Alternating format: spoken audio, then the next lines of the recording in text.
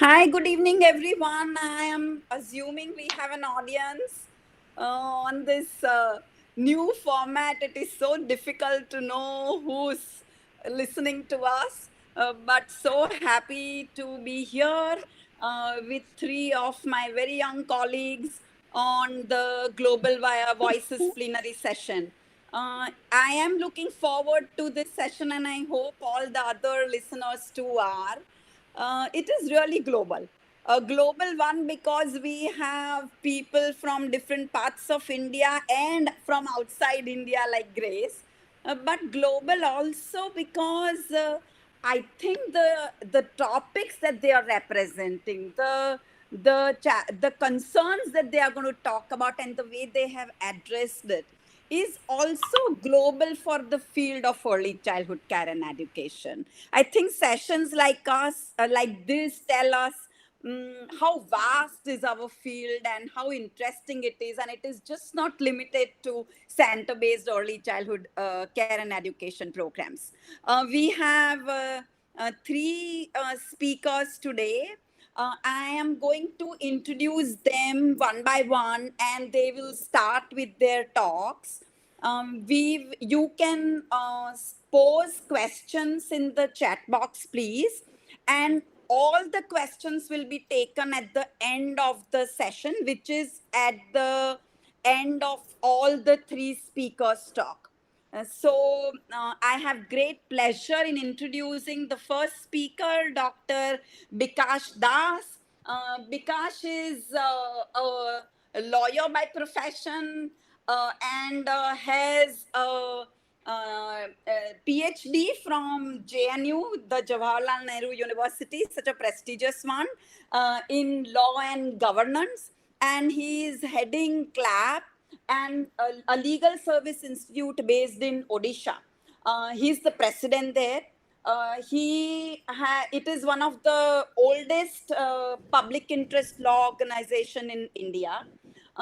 They have been rolling campaigns for giving legal right to early childhood care and education, and Bikash was at the forefront, especially in bringing the early childhood education national policy in 2013 into place. The policy, which I mean, he was a convener, and then it led to the policy, national Ecc policy, and right to food security. So now it's over to Bikash and the things that he's going to share with us about children, early childhood education, and legalities. Thank you, Bikash. Go ahead, please. Thank you. Thank you so much, Dr. Jigisa Sastry, the chairperson of this session, my co-panelist, Sanduja and Grace. I welcome you all. Uh, I consider it a great privilege to have been invited to address a global conference like this. We had several programs earlier, but mostly within India on early childhood care and education. We had worked extensively on the issue of young children right, and particularly to expand the horizon of early childhood care and development issues. Today, my topic is entitlement approach to early childhood care and education. Within that overall framework, I am going to address the issue of right of young children for child care services in India. Let me tell you that my presentation is going to provide an explanation about the relationship between the state and young children in India. It is also an engagement with the constitutional norms, the legal framework in India that exists for young children, uh, because we have a very long pedigree of legal early education program in India. In 1976, the nationwide program, integrated child development services was started, but we realized that a right-based approach or an entitlement approach to the issue of young children would be better to strengthen quality ECC services for young children.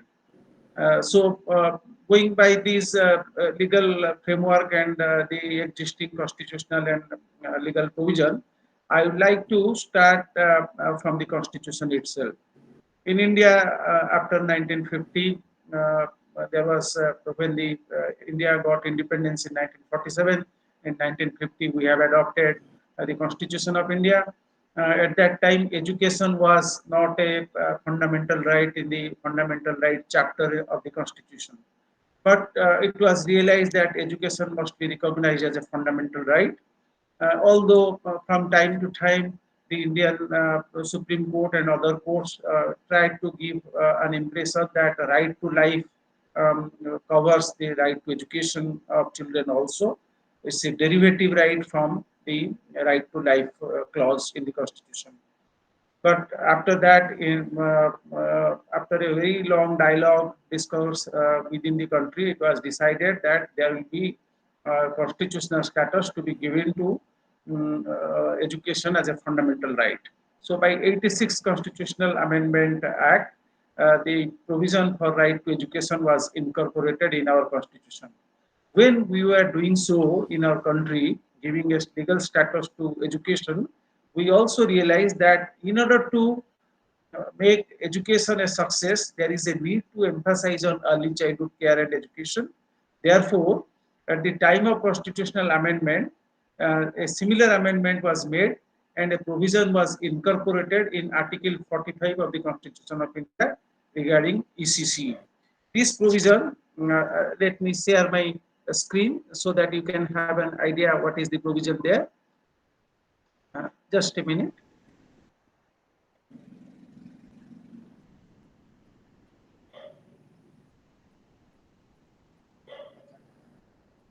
Is it visible?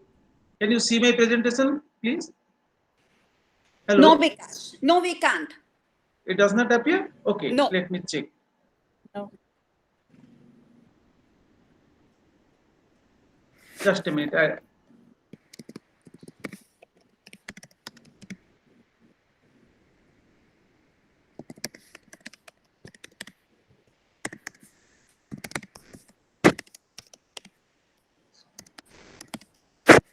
Yes, now it is. Yeah, yeah. So, uh, uh, as I said in my presentation, I am going to explore the right of young children to comprehensive ECC. It stems from the constitutional and legal framework which are in place in India, addressing core thematic areas like right to food and nutrition for young children, the right to early education, and right to health. Um, the as I said, the provision in Article 45 was incorporated in 2002 by 86 constitutional amendment. This provision now says that the states shall endeavor to provide early childhood care and education for all children until they complete the age of 6 years. So let me tell you that this provision is there in the directive principle of state policy chapter of the Constitution. That means it is a directive to the state to make a policy on early childhood care and education. And the age category that they have adopted is 0 to 6 years. So far as early education and young children are concerned, in Indian context, going by the constitutional provision, it is 0 to 6 years complete the age of 6 years of children. So the age group is decided, and the state is expected to formulate its policy on early childhood care and education.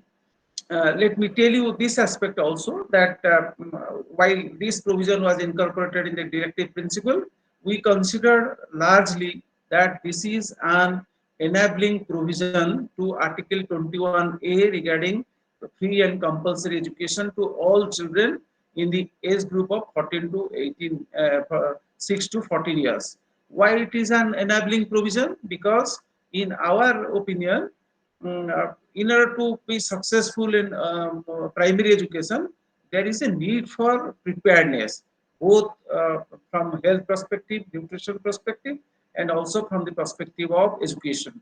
So, what we have seen that earlier, before this provision, in India, there was a discrimination in respect of early childhood education. The discrimination was between the rich people and poor people. All children from rich families, they used to go to early education centers before they go to primary schools. But so far as the early education of children from marginalized society, they did not have the opportunity of early education. So the children were not prepared to attend primary education. As a result of that, what we have observed in India, that there is very low enrollment in primary education. So far as the marginalized families, the disadvantaged societies, the underprivileged people are concerned, there is very limited enrollment. There is maximum dropout, and the retention rate was also not good. Thus, we considered that once this provision of early childhood care and education is there in the Constitution, then it is an enabling provision for Article 21A for realization of free and compulsory education, and also to make primary education a success. That is why the provision of ECC is important from education point of view. Uh, in addition to this constitutional provision, we have also a well-developed legal framework in India now.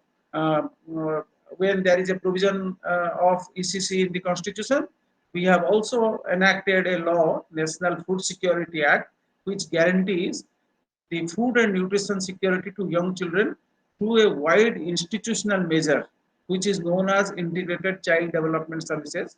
Although this scheme was there earlier to the legal provision, but a legal protection has been given to food and nutrition issues. The National Food Security Act makes provision for young children and pregnant women and lactating mothers in section 4 and 5. It said a variety of things. It provides maternity entitlement in terms of a financial assistance to mothers, pregnant women and lactating mothers.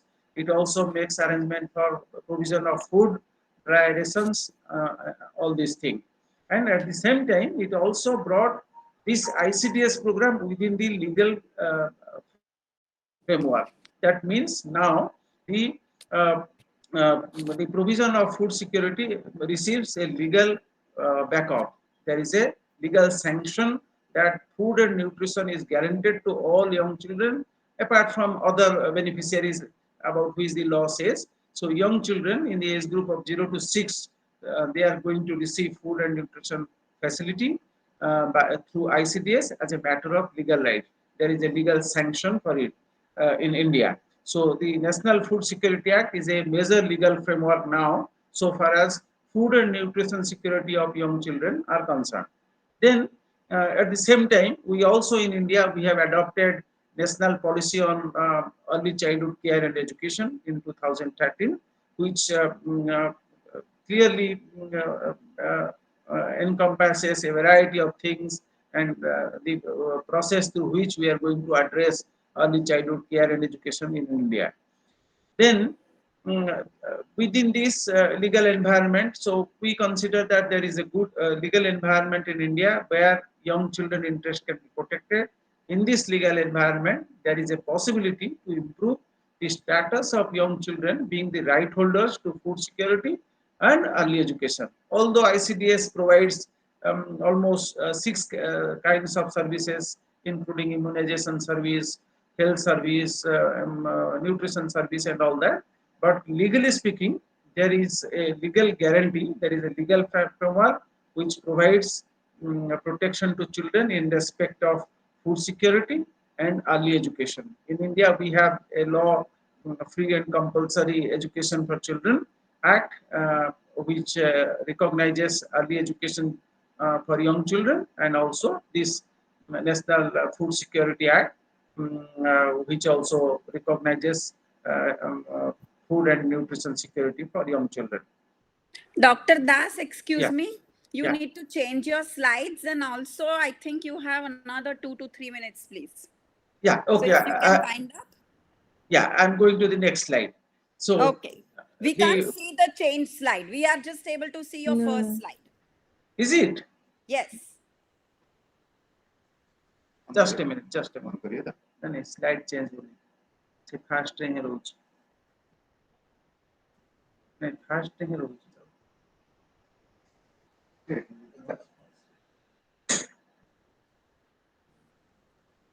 Just a minute, I'm looking into that aspect. Okay, so now we have a different slide. Yeah. Yes, it's scrolling. I'll go quickly through the slides again. Can you see all this? Yes, yes, Yeah. yes. So I started my presentation with focus on Article 45, which recognizes early childhood care and education as one of the directive to the state to make its policy and legal framework.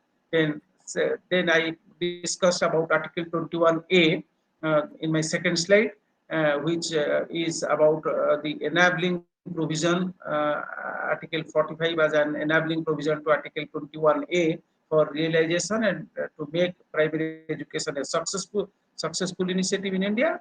Then I discussed about the food security provision because it is also very essential in Indian context to provide food and nutrition security for young children so that they are physically, mentally fit for getting education and to progress in their grow progressively.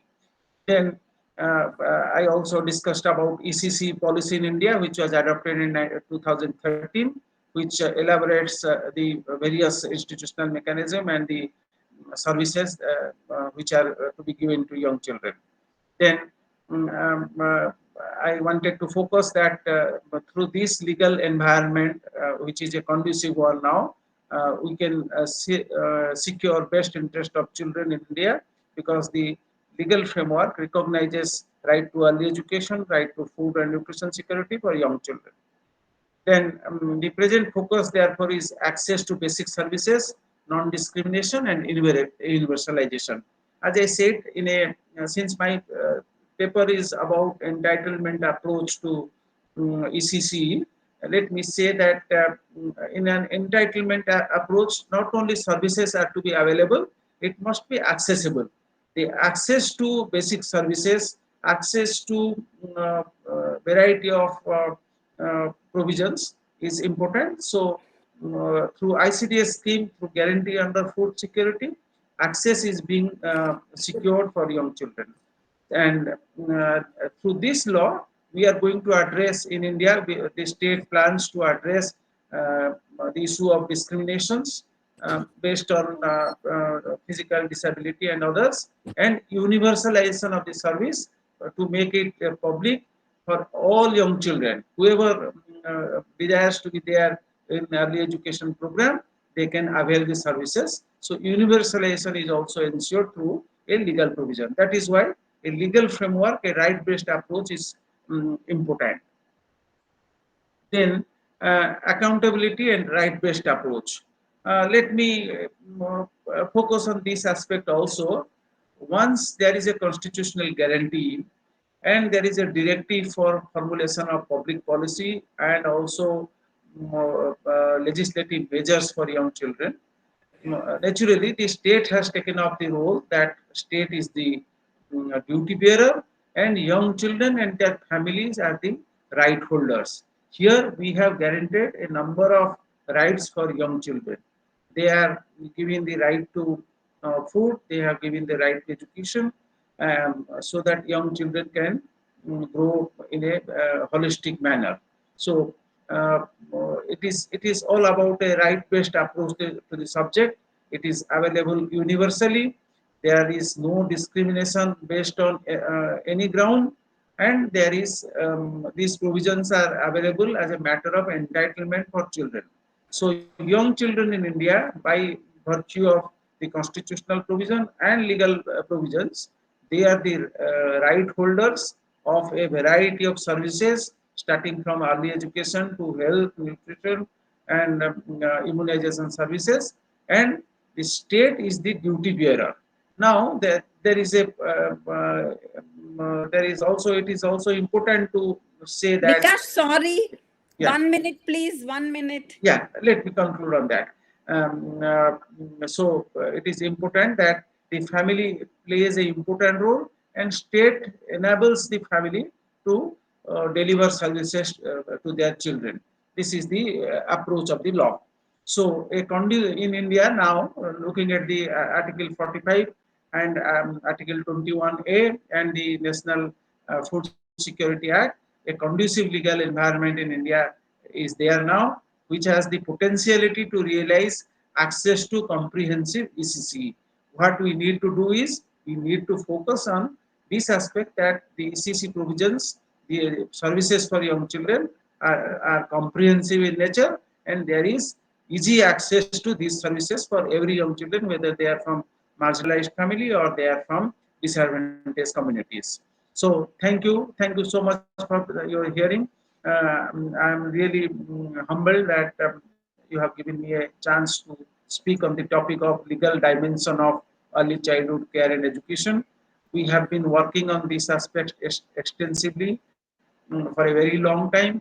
We wanted to make sure that there is a conducive legal environment for young children issues, particularly for their survival needs, for their development needs, their protection needs, and also their participation needs. And so far as this aspect is concerned, there are certain issues in our society, that how can you ensure participation of young children because they are not registering their birthplaces. I always focus on this aspect, that birth registration or civil registration of young children is one step, first step towards participation of young children, where the relationship between state and young children is started once the birth registration is made. So through this way, the right to survival, development, protection, and participation can be ensured, and we are still exploring uh, how the legal frameworks and constitutional norms can be further improved, so that the children are guaranteed a safe and all kinds of safeguard and protection everywhere. Thank you so much for giving me the chance. If Thank there you, are any Vikas. question, yeah, if there are any question, Thank you. I'll be Yeah, very yeah. happy to reply. Because Yeah, I have written to people that they will put the question in the chat box and you yeah. people will answer them at the end of the session. Okay. That was very, very interesting talk and extremely important for us to know about the work from the legal land that people like you so passionately are putting in for our young children. We move to the second speaker of the day, and from legal services, we move very interestingly to someone who's trying to combine her passion and her specialization in technology with early childhood care and education. It's a pleasure to introduce Sindhuja Jaibal. Sindhuja has about 15 years of expertise in technology, user-centered design and product development on leading digital products that can be easily adopted at scale. That's something very difficult for me, but so interesting, Sindhuja. She has a bachelor's degree in computer science from BITS Pilani and a master's from Berkeley, California. And she has started Dost Education, which is again such an interesting concept where she's trying to combine her specialization in technology with focusing on caregivers to provide them support for children's holistic development. And they have reached about 1 lakh families across 4 states and are now also working with the ICDS system, the Anganwadi. And she's going to present on insights from implementing a scalable model of caregiver support for families of children in birth to 6 years of age. So over to you, Sindhuja. Looking forward. Thank you so much for the kind introduction, Jigisha ma'am. Before I go ahead, I'm going to quickly share my screen.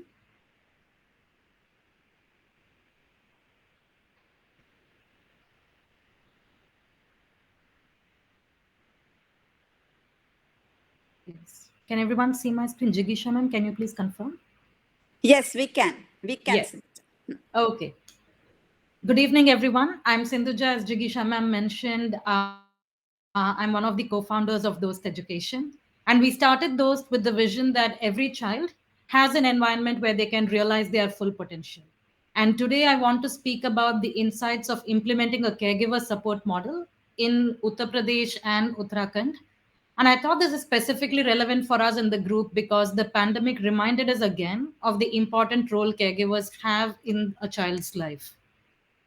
So, why caregivers? Right? We all know caregivers are motivated advocates for their children. They are hungry for resources to improve their child's potential. And children do spend a significant amount of time with their parents. And this provides high opportunities for learning moments at home and around the house and in the community. And the third and most important point is there is enormous evidence that exists that parental involvement in early years has positive effects both on the short term and on the long term outcomes of the child. And this also came to light during the Asha study in 2019, which said there was a positive correlation between mother's skill level and child's cognitive development outcomes in the early years. And there's a lot of evidence that caregivers would be able to and so the core of the caregiver support model, so it's essentially a three-step process. So when caregivers adopt responsive caregiving practices, what responsive caregiving practices essentially means is that a caregiver is able to recognize the need of the child and respond accordingly.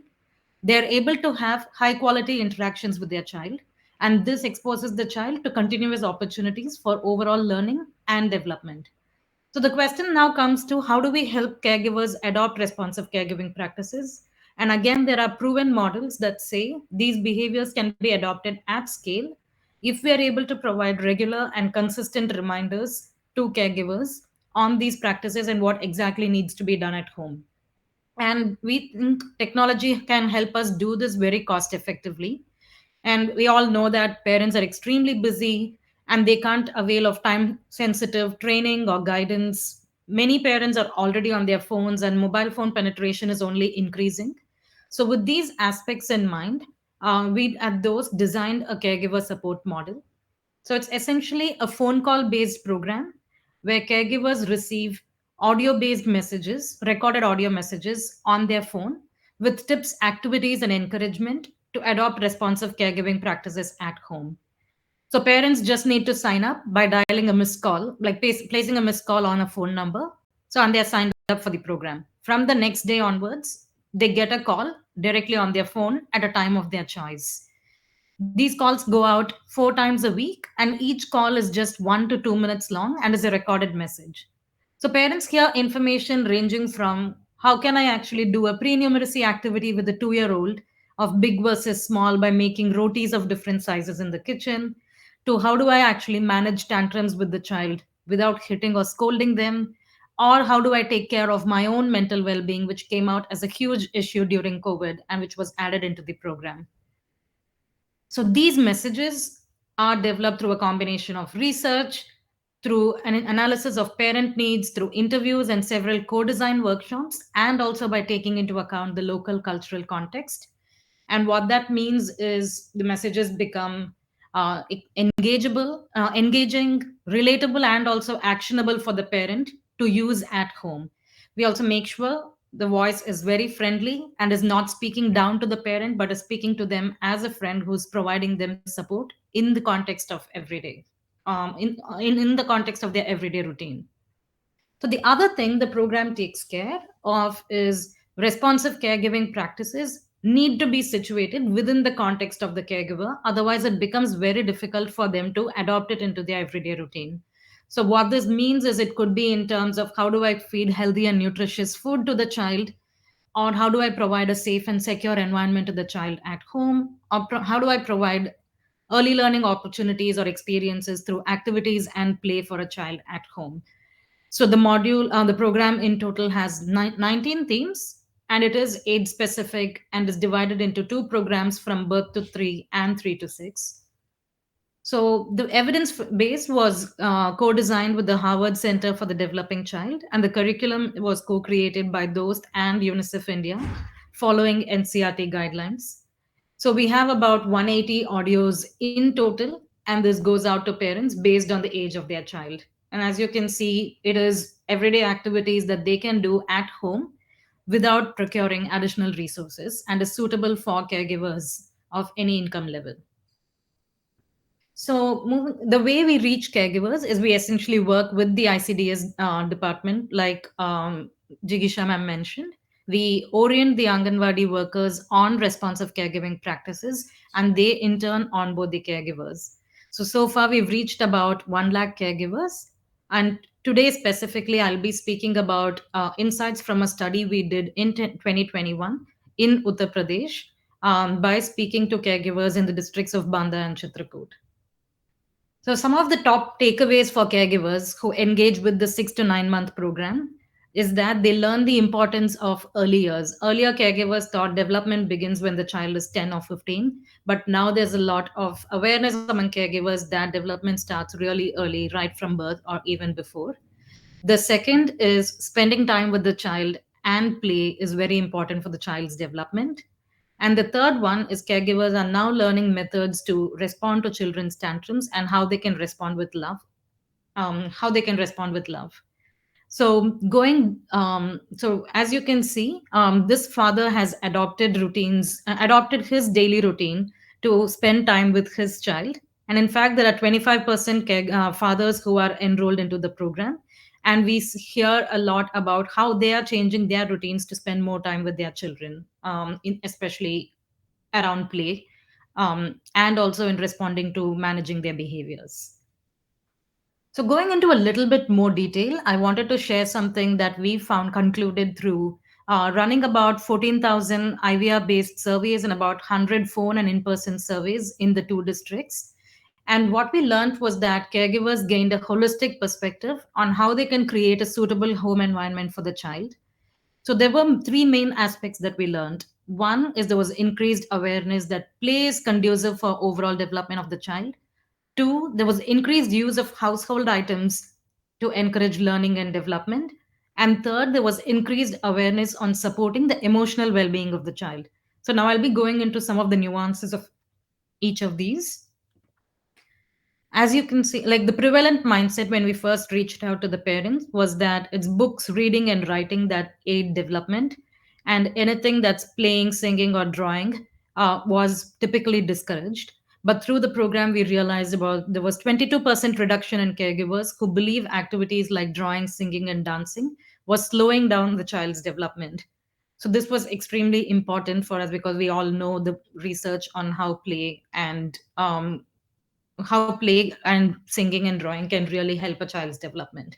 So going ahead, we also realized realize the importance of home environment and learning. So we can see 93% of caregivers in the midline versus 16% in baseline um, are agreeing that learning of basic concepts starts at home even before the child enters school, and they increasingly believe the home environment and they increasingly believe household objects is very important in learning and development. So you can see household objects, they also believe household objects are more than adequate for the child to learn something new, and they don't necessarily have to go out and procure some fancy toys for the child to learn new concepts. The third part, which was very, very exciting for us, is the increased conscious awareness of caregivers about the socio-emotional well-being of the children. So as you can see, 65% of the caregivers reported to be more confident about managing their child's tantrum, and we saw a 26% reduction in caregivers who report ignoring ignoring their child's tantrums. And we also found out that parents learned more recommended ways on how they can handle tantrums. We can see that in the next slide. So we saw a huge dip of 47% in baseline to a 5% in midline of caregivers who reported scolding or threatening their child to manage stubbornness. So we still have a long way to go in terms of not resorting to corporal punishment when it comes to managing stubbornness. But this was heartening to see that we were able to have some impact on the mindset of caregivers when it comes to managing behaviors of children. So, as you can read from the quotes, caregivers recognize anger is not the way to handle tantrums, and they're able to understand that they need to really understand why the child is throwing a tantrum and have a conversation with them in order to handle it effectively. So, apart from this study on the caregiver outcomes, we also ran a few studies on the quality of caregiver interaction with the child. And also, we are currently running a study on the impact of caregivers adopting these outcomes at the child level. So, I'm happy to share details on these. If anyone is interested, please do reach out to me. But the motive behind this presentation was to not only share our work, but also to further the conversation around responsive caregiving and caregiver support. So I wanted to leave us all with one final question.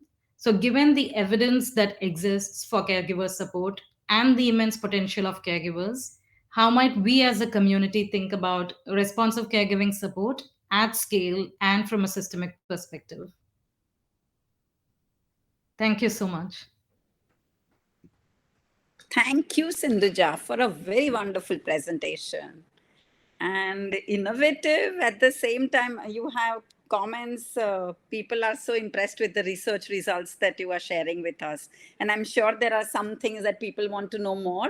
We will come back to you about this. But an excellent integration of technology and early childhood education or parent caregiving, as you're saying about the caregivers. It's the Yes. focus on caregivers.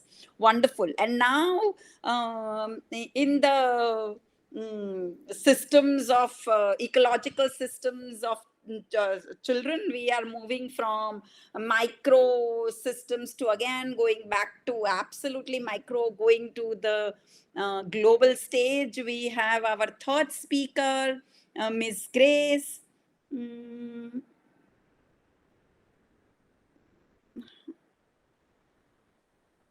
We have Miss Grace from all the way from South Africa, possible all because of this wonderful technology to hear her about her program. She has also an interesting journey. She started her professional career as a social worker in forensic psychiatry and later moved to psychosocial support, working for psychosocial support as a community mental health social worker. And then after several years working as a social worker and social work manager in mental health, she was appointed the executive director for a non-profit organization in psychosocial support. And she has held several executive director positions in the social impact sector and has joined Smart Start as its founding CEO in 2016. Congrats, Grace, that's wonderful.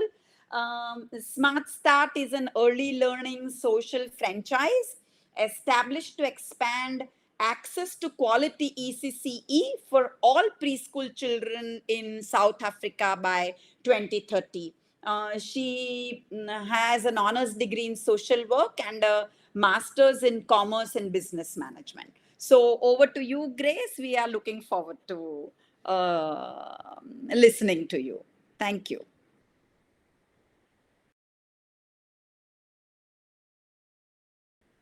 Can you Grace, hear me? you are on mute. Am I still on mute? No, now you are audible. Now you can hear me. Yeah. Can you see my screen? Yes, we can see your screen also. And you can hear me. Well, yes, from South Africa, good afternoon. Good afternoon from South Africa. I'm really excited to join you this afternoon and to share whatever I can on Smart Start. Really, we only have time for me to do a very brief introduction into Smart Start as an early learning social franchise and how we've been working on building a collaborative delivery platform to expand access to quality early learning for children in South Africa. First, I'd like to introduce you to Menon. Menon is a 4-year-old little girl from Soweto in Johannesburg. She's a daughter of a 21-year-old. Grace, excuse me. We Yes? can't see your screen. You can't see my screen. No, it was visible and now it is not. Oh.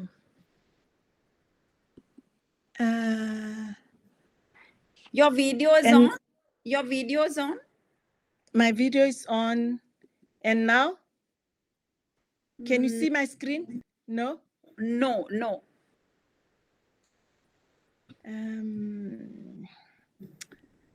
I shared. So I must stop sharing now.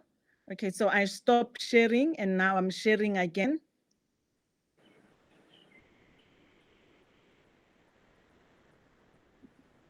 Can you see it? Yes.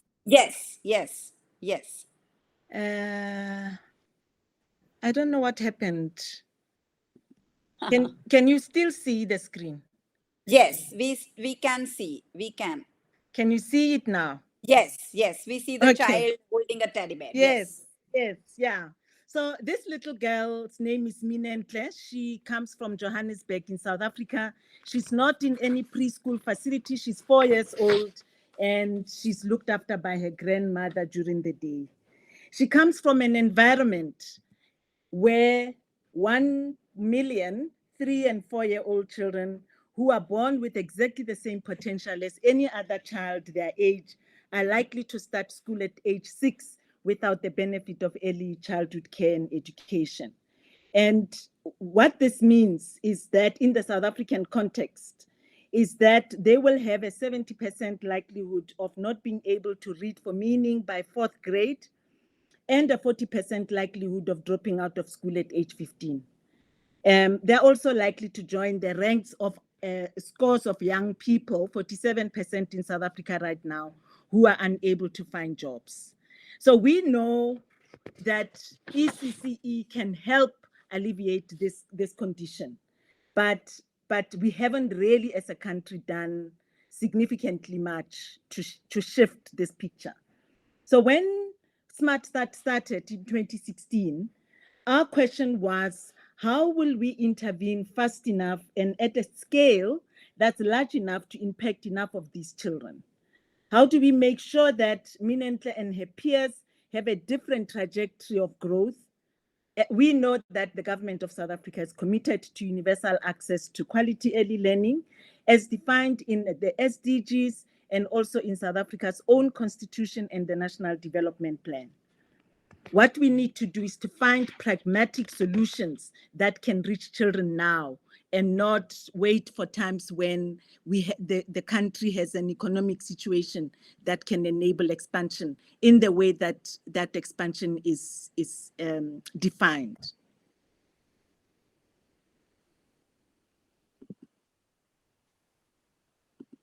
Okay, so this is what the data tells us about ECCE in South Africa. It tells us that the biggest predictor of exclusion of children from ECCE is poverty.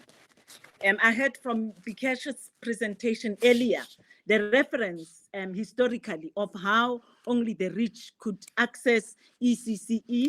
In South Africa, which is one of the most unequal countries in the world, we see exactly that same pattern. The majority of young children in South Africa, in the first place, live in the poorest households. Nearly half of all preschoolers do not attend an appropriate ECD program, and poor children constitute 2/3 of the total access gap for 3.5-year-olds in South Africa. And just for context, when I say 1.1 million children, I am talking about half of the overall population of children in South Africa. I realize that because the population levels in India are much higher, 1 million might not sound like much, but in our environment, it is a lot of children. It's half of all preschoolers are likely to start school without the benefit of proper early childhood education.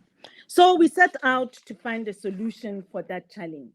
We had to find an approach that will enable accelerated scale. And so we looked at what exists out there and we found the spectrum, ranging from the most flexible approaches to replication and up to the most controlled approaches to replication. And Smart Start's own approach of choice was the social franchise model. So what then is social franchising? I mean, it is interpreted in various ways around the world because, in fact, what it is, it's an adapted model, an adapted set of techniques from commercial franchising for projects which benefit the social aims of the non-profit sector. It's an effective replication strategy for programs that are proven to work and have a significant level of standardization in areas such as training, technical assistance, recruitment criteria, and incentives. In the Smart Start environment, what we have franchised is all of that. It's the entire value chain that I'll take you through just now, but also the actual daily routine that children are taken through when they are in the program during the day.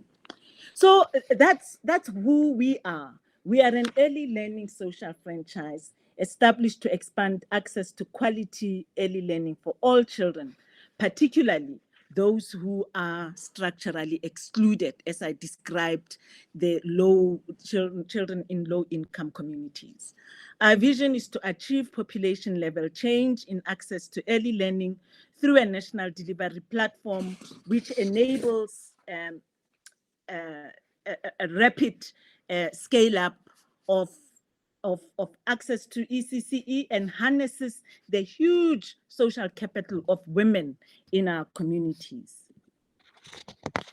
So the starting point when we move into a community is to identify women who meet Smart Start's own minimum requirements for participation. There are men who are involved, as you can see in this picture, because this is a real picture.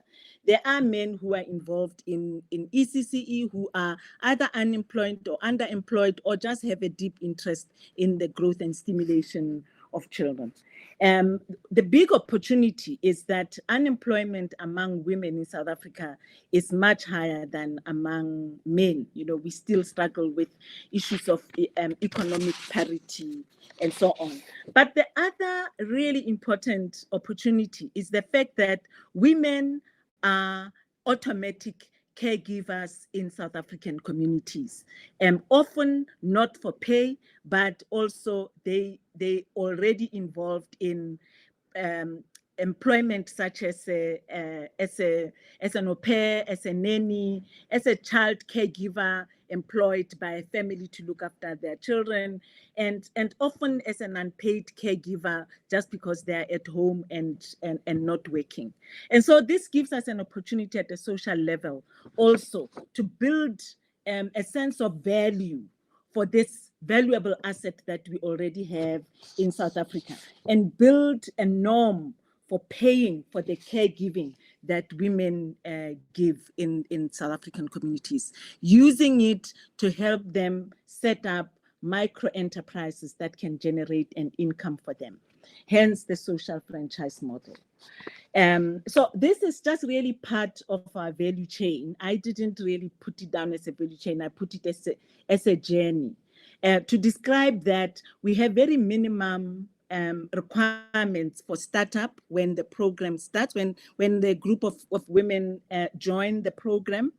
We expect them to have a minimum qualification, I don't know what to call it in India, but a grade 10 in South African environment, which is enough literacy as long as they meet our matching requirements. And so all of those purple ovals there is the various licensing steps in the Smart Start program. We start with the green circle with recruitment, which is a process that is very structured, addressing churches, addressing local leadership, explaining the importance of early learning, explaining how our model enables us to contribute to solving access to ECCE while at the same time creating sustainable livelihoods for women who are largely unemployed in the various communities. So once they're recruited, they're matched, they're screened, we make sure that they don't have a criminal record and that they have the disposition to be nurturing and loving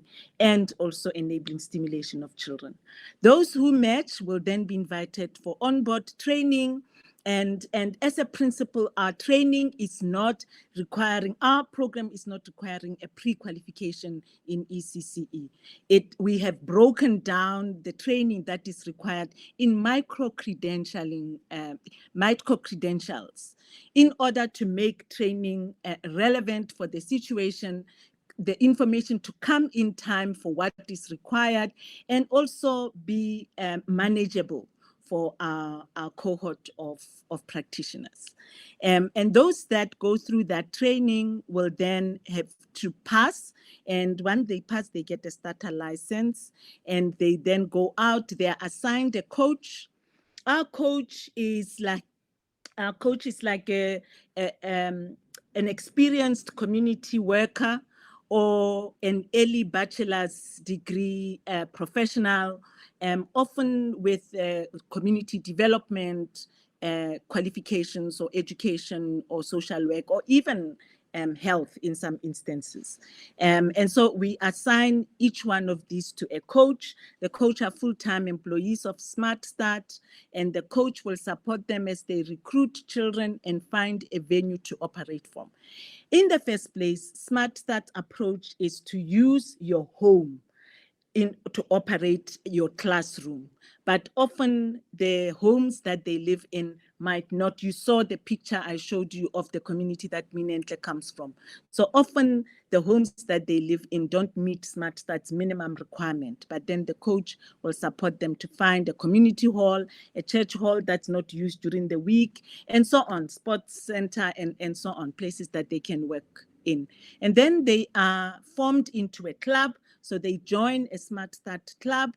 A club would be, our cohort of trainees could be about 30 people. And out of that cohort, 3 clubs would then be formed. So 10 members of a club each. This is a community of practice, support, and accountability. This is a place, this is a group of people who you learn with, you're going to travel the journey of building your enterprise with. And this is a platform that the coach will use for ongoing training as they meet every month as a club. Once they have been part of the club, they found a venue, she will license that venue. We call it a smart space license. And then she will then visit and observe them practice. And if the practice after 3 months is acceptable, they will then get a practice license. And from then onwards, the coach will meet her at the club meetings once a month and will visit her once a year for an annual review of the license. Throughout that time, there's all kinds of other trainings going on, child progress training, there's training around various elements of ECCE, there's trainings around starting their own business and interacting with parents, forming effective parent partnerships. So that's basically a brief summary of how we work. I just included this to just show you at the heart of our club model is building a movement for quality ECCE. So this just gives you a sense of all these clubs existing throughout South Africa and being self-run by the franchisees of Smart Start, and where they learn. There are also, I described the training, but there's also other sort of softer training like toy making, resources that they need for their programs. When they start, we also give them a starter pack of toys around various areas of development of a child, as well as a small pack of, safety tools like a rubber mat so that children don't, those basic things that will help them get started. Since 2016, Grace, 2 more minutes, please. Grace? Yes, I'm going to be done. Yes. Okay, Yeah. okay, thank you. In the 6 years that we've existed, we have established 6,097, just under 6,100 franchisees across the country. At any particular time, they'll reach about 50 to 60,000 children. And this is just a map of South Africa giving you a sense of where they are throughout the country. And this last piece I just added because this is an ECCE conference, and really just wanting to make a point that we follow a very structured ECCE curriculum. The 5 pillars of the Smart Start classroom are around opportunities for child-directed and open-ended play, interactive storytelling that introduces children to new language and concepts, a stable and a nurturing environment where children feel safe and loved, positive and plentiful adult-child interactions, and strong partnerships with parents which support home learning. Really at the core of our program is love, talk, play. And this really is a quick summary of our child outcomes evaluation that we've already done, just to make sure that we're not replicating something that doesn't have good evidence behind it. And what this shows you is a baseline and an end line, which was our approach to our evaluation. And those are all various domains of early learning. The bottom one, gross motor development, fine motor and visual motor, so all of the various elements of learning for children, cognitive executive functioning, and so on. And so you can see that for the children at baseline, which was at one age, say the baseline was at 3 years, and the end line would be at 4 years old, they would be evaluated at end line for the next age. So, controlling for normal growth of children, so over and above normal growth of children, we're seeing these great outcomes in the work of Smart Start. So really, in closing, what we are doing is building an ecosystem of care, learning, and play for South Africa's children. And that this young girl here that I introduced you to in the beginning, Menon, has now been with Smart Start for a year, and her parents are very excited about. I talk about her because her grandmother became quite a big proponent of the Smart Start model and a champion for building demand for quality ECCE in the community that they live in. I hope that was not too quick for you, but thank you very much for your attention. No, Grace, that was so interesting. We all wanted to hear more, but unfortunately, we are running short of time. It was very interesting, and though numbers may be different in our countries, but the context is so very similar, and therefore your social franchisee model, I'm sure, people will find it very interesting, and maybe also replicable, at least certain aspects of it. It is really wonderful. It has been a pleasure listening to all 3 of you. Smita, do we have time, or should we now end the session? There have been very interesting comments, few questions for all the 3 speakers, and we are running short of time. So can we, Smita? Yeah, ma'am. Actually, plenary 3 has already started now. Okay. So it's but if at all because once this session ends, we can join the same of plenary 3. But any questions and all that you can post here, or we have the chat box also. I mean the question box also activated. We can post there also, or Okay. anything. So there But are few questions for Grace and Sindhuja, and a lot of appreciation for work of Bikash, Sindhuja, and Grace, all 3 of you. So maybe what we will do is end this session here. For me, it has been a very informative session, all 3 of you, and it's been great connecting. And maybe people can then approach them directly for more information. and other people can move to plenary 3. Is that okay, Smita? Yeah, ma'am. Huh? And special thank you, Jigisha ma'am, for being the host. And special thank you to all the speakers. It was so nice, lovely to hear you all. Absolutely. So being a tech support, I think, but you all handled it so well, all three speakers. So thank you so much. Thank you, everyone. Bikash, Sindhuja, and Grace, thank you. Thank you so much.